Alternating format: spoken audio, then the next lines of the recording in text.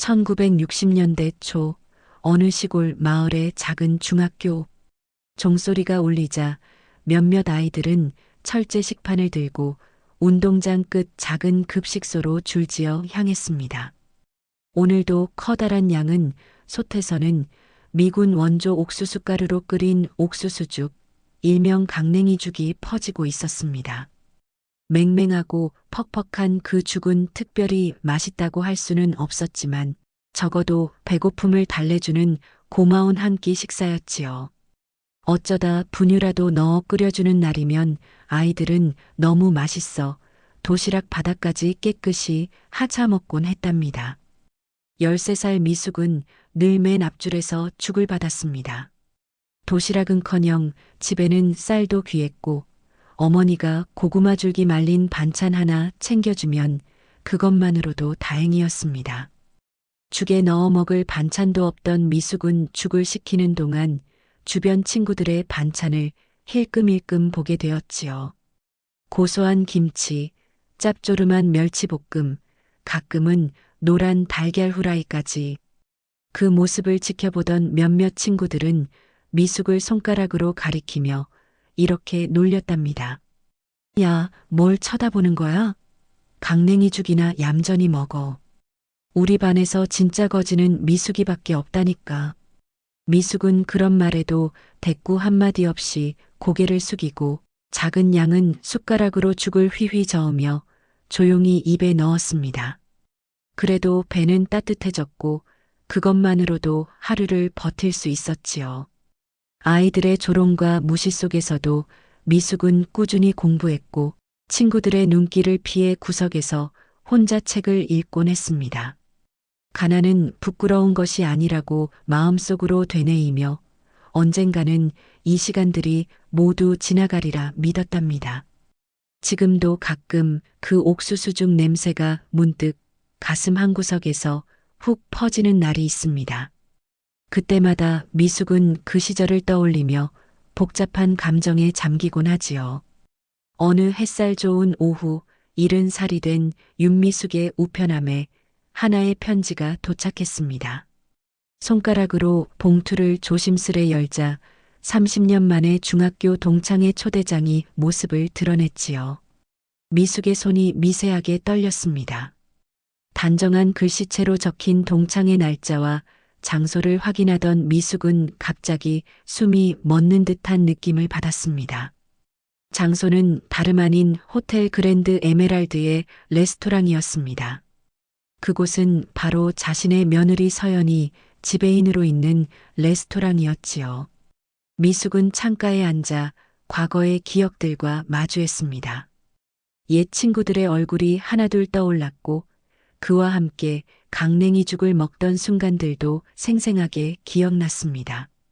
정숙과 영희 그리고 다른 친구들이 자신을 놀리던 모습들. 누구보다 부잣집 자제였던 그 아이들은 순복을 바라볼 때마다 거만한 눈빛을 감추지 못했었지요. 가난은 죄가 아닌데 그 시절엔 그것이 가장 부끄러운 비밀처럼 느껴졌습니다. 가야 할까 말아야 할까? 미숙은 초대장을 내려놓고 찻잔을 천천히 들어 올렸습니다. 따뜻한 차를 한 모금 마시며 생각했습니다. 그동안 자신은 얼마나 많은 것을 이루었는지, 가난했던 그 시절을 견디며 공부했고 훌륭한 아들을 키워냈으며 이제는 편안한 노후를 보내고 있었지요. 아들 태주는 이미 호텔 체인의 대표가 되었고 며느리 서연 역시 그 호텔의 레스토랑을 성공적으로 운영하고 있었습니다. 창밖으로 내리는 봄비를 바라보며 미숙은 마음을 정했습니다. 아무에게도 자신의 아들이 호텔 주인이라는 사실을 알리지 않고 그저 평범한 노부인으로 동창회에 참석하기로 했지요. 단지 오랜 세월 후 자신을 무시했던 친구들을 다시 만난다는 생각에 가슴이 두근거렸습니다. 호텔 체인을 소유한 자신의 아들을 자랑할 수도 있었지만 미숙은 그러고 싶지 않았습니다. 어쩌면 그것보다 더 중요한 것이 있을지도 모른다는 생각이 들었기 때문이지요. 전화기를 들어 며느리에게 전화를 걸었습니다.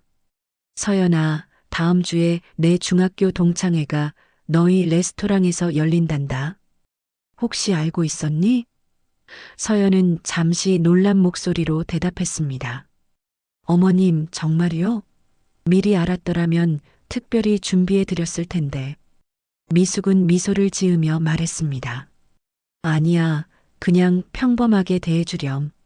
아무도 모르게. 내가 누구의 어머니인지 시어머니인지 비밀로 해줘. 서연은 잠시 망설이다 말했습니다. 알겠어요. 어머님 뜻대로 하겠습니다. 동창회 당일 미숙은 나름 정성스럽게 차려입었습니다. 특별히 화려하지는 않지만 깔끔한 옷차림과 오래된 진주 목걸이로 단정하게 꾸몄지요. 택시에서 내리자 호텔 그랜드 에메랄드의 웅장한 외관이 눈앞에 펼쳐졌습니다. 유리문을 지나 레스토랑으로 향하는 동안 미숙의 마음은 복잡했습니다. 이곳은 자신의 아들이 소유한 호텔이었지만 오늘만큼은 그저 평범한 손님으로 방문하는 것이었지요. 레스토랑 입구에 도착하자 동창생들이 삼삼오오 모여 있었습니다. 몇몇은 미숙을 알아보고 환한 미소로 반겼습니다. 미숙아, 정말 오랜만이구나. 하지만 그 미소 뒤에 감춰진 평가의 시선을 미숙은 놓치지 않았지요.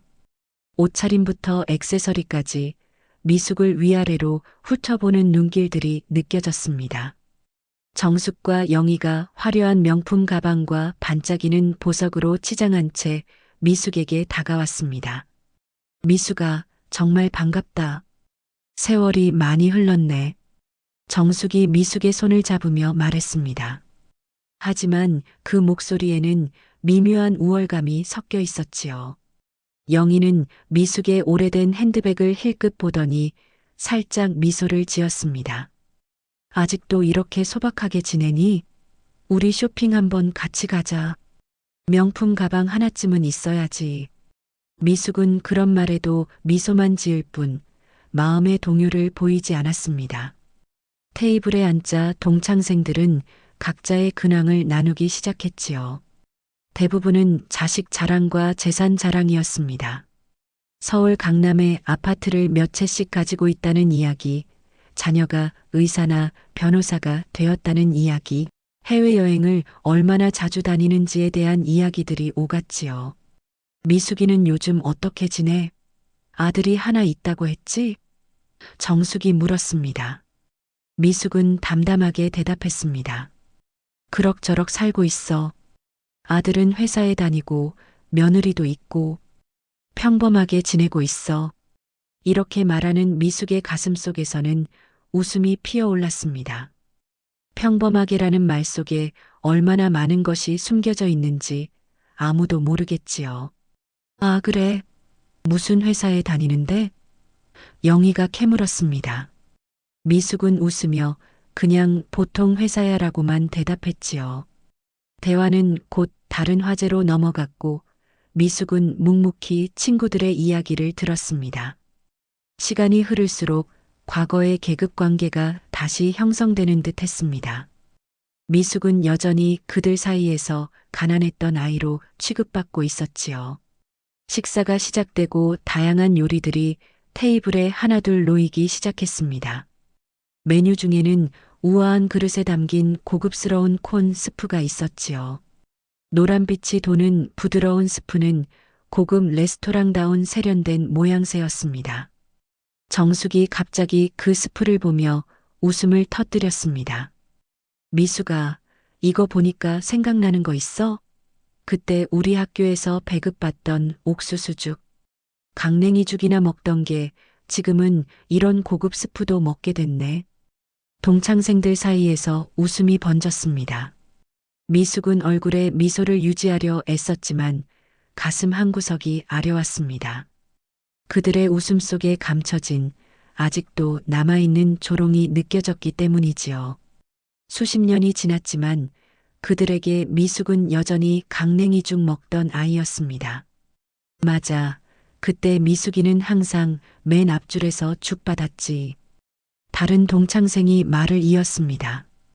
우리는 도시락 싸와서 먹었는데 미숙이는 항상 그 죽만 먹었잖아. 미숙은 침착하게 스프를 한 숟가락 떠서 입에 넣었습니다. 부드럽고 고소한 맛이 입안에 퍼졌지요. 옛날에 퍽퍽하고 맹맹했던 옥수수죽과는 비교할 수 없는 맛이었습니다. 하지만 미숙의 마음속에서는 그 옛날 죽이 주는 따뜻함과 고마움이 더 컸지요. 그래, 그때는 그 죽이 유일한 한 끼였으니까. 미숙이 조용히 말했습니다. 지금도 가끔 그 맛이 그리울 때가 있어. 정숙은 미숙의 진지한 말투에 약간 당황한 듯 했지만 곧 원래 주제로 돌아갔습니다. 그래도 지금은 이렇게 좋은 데서 고급 스프 먹고 있으니 좋잖아. 인생이란 참 알 수 없는 거야. 동창생들이 옛 이야기로 웃고 떠드는 동안 미숙은 내면에서 솟아오르는 여러 감정과 씨름하고 있었습니다. 분노, 슬픔, 그리고 묘한 승리감. 이들은 아직도 자신을 과거의 가난한 소녀로만 보고 있지만 실상은 달라져 있다는 사실을 그들은 모르고 있었지요.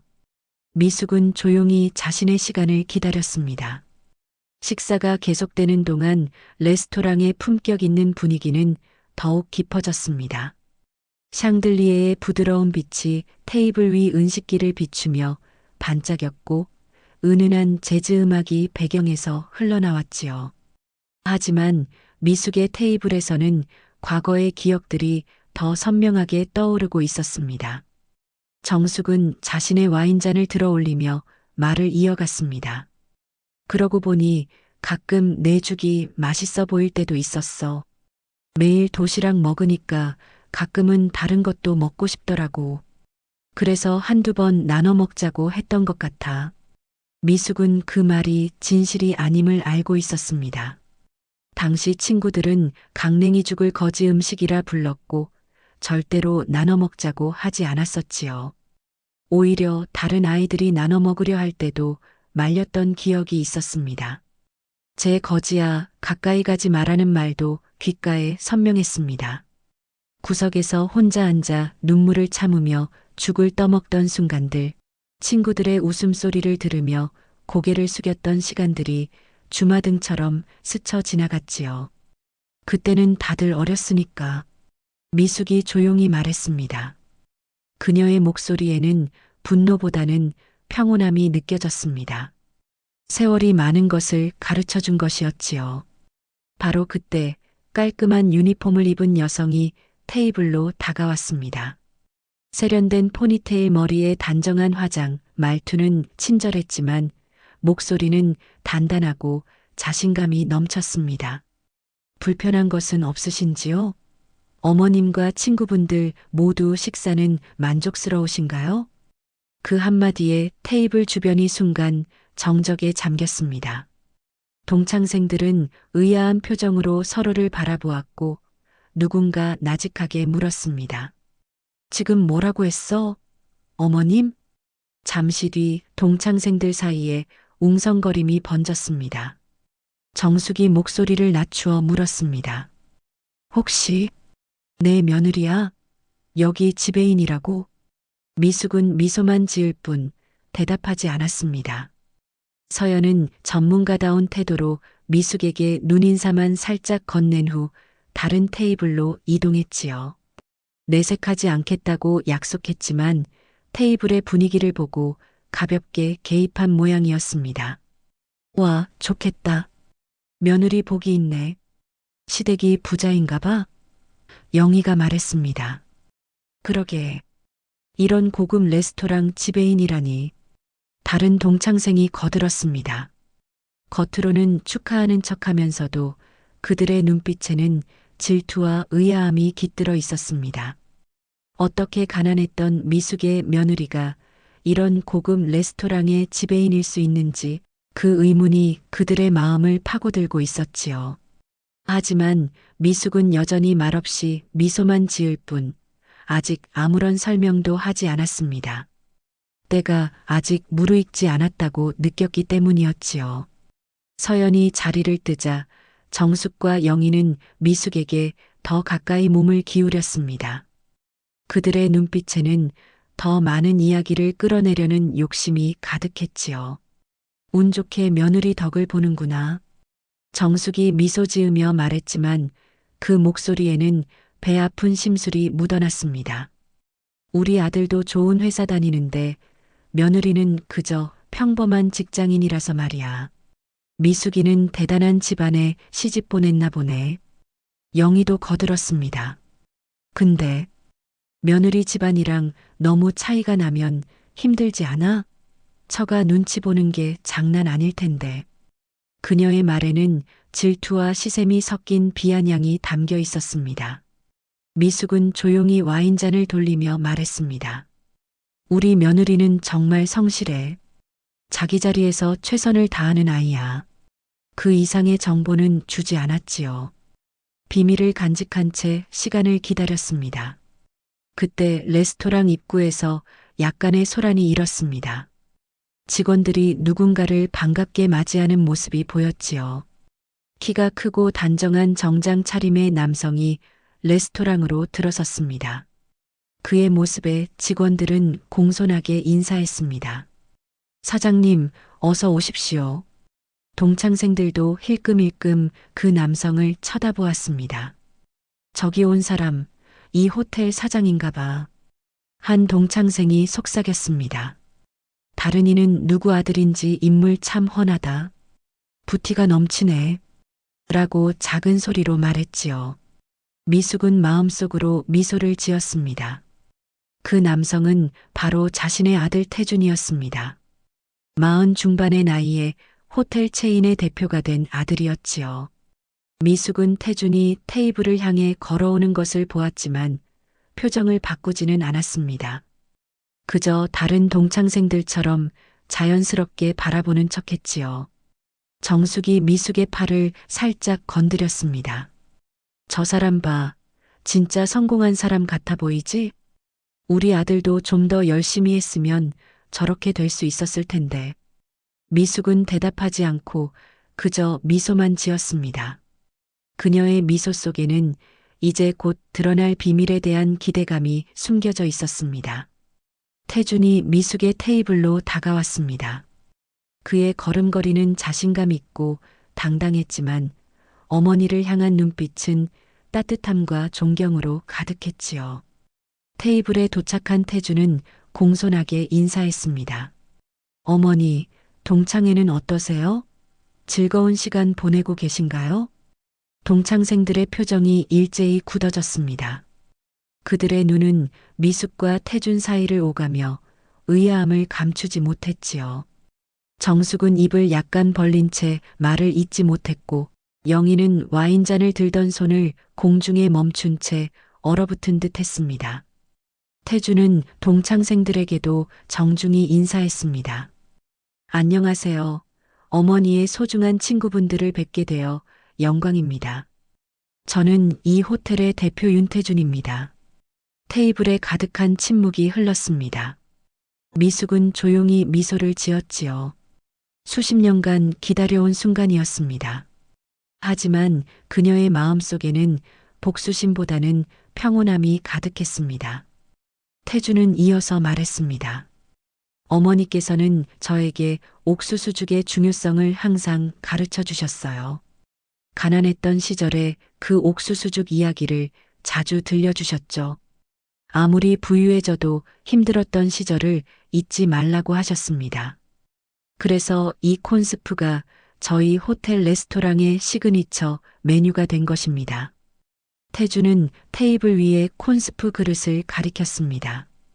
이 스프는 어머니의 이야기에서 영감을 받아 만든 것이지요. 미국의 원조 옥수수 가루로 만든 그 강냉이 죽을 현대적으로 재해석한 요리입니다.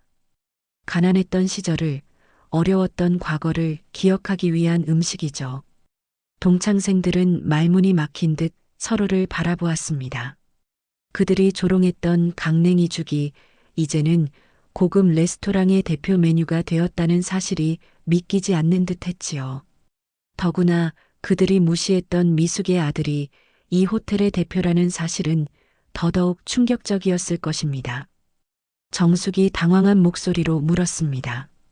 미수가 내 아들이 이 호텔 사장이라고? 미숙은 여전히 차분한 미소를 유지한 채 대답했습니다. 그래. 태준이는 열심히 공부해서 사업을 시작했고 지금은 이 호텔 체인을 운영하고 있지. 집사람인 서연이는 레스토랑을 운영하고 있고 미숙은 마침내 입을 열었습니다. 긴 세월 동안 가슴속에 품어왔던 이야기를 꺼내기 시작했지요.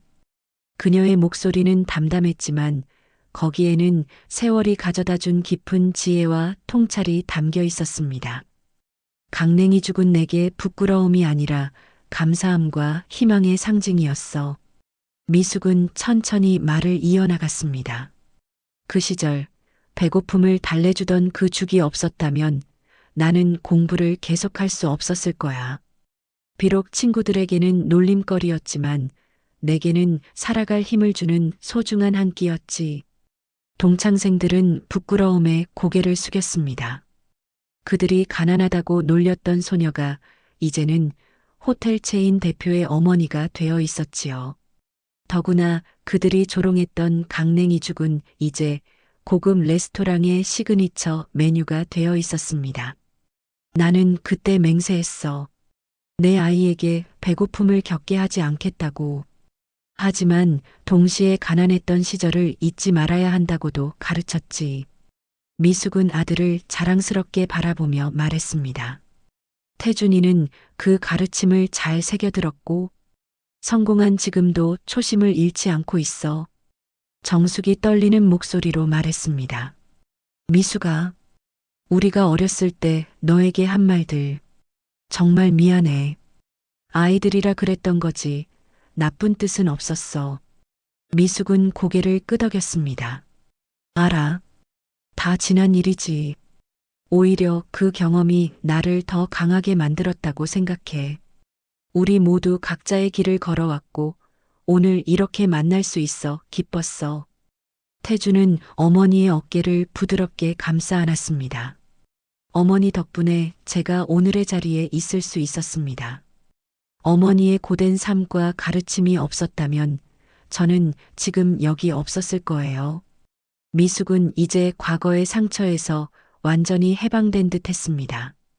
그녀는 자신의 인생을 자랑스럽게 여기며 테이블에 앉은 동창생들을 따뜻한 눈빛으로 바라보았지요. 어쩌면 그들도 오늘의 만남을 통해 무언가를 배워갈지도 모른다는 생각이 들었습니다. 동창회가 끝나고 미숙은 태준과 서연의 배웅을 받으며 레스토랑을 나섰습니다. 봄바람이 그녀의 얼굴을 스쳐 지나갔고 미숙의 얼굴에는 평화로운 미소가 번졌습니다. 강냉이죽의 기억은 이제 더 이상 아픔이 아니라 그녀의 인생에서 가장 소중한 교훈이 되어 있었지요. 미숙은 가던 길을 멈추고 호텔 외관을 바라보았습니다. 오랜 세월이 흘렀지만 그 시절 배고픔을 달래주던 옥수수죽의 고마움은 여전히 그녀의 가슴 속에 살아 있었습니다. 그것은 부끄러움이 아닌 자신을 지탱해준 소중한 추억이었지요. 미숙은 깊은 숨을 들이쉬고 앞으로 걸어갔습니다. 그녀의 발걸음은 어느 때보다 가볍고 당당했습니다.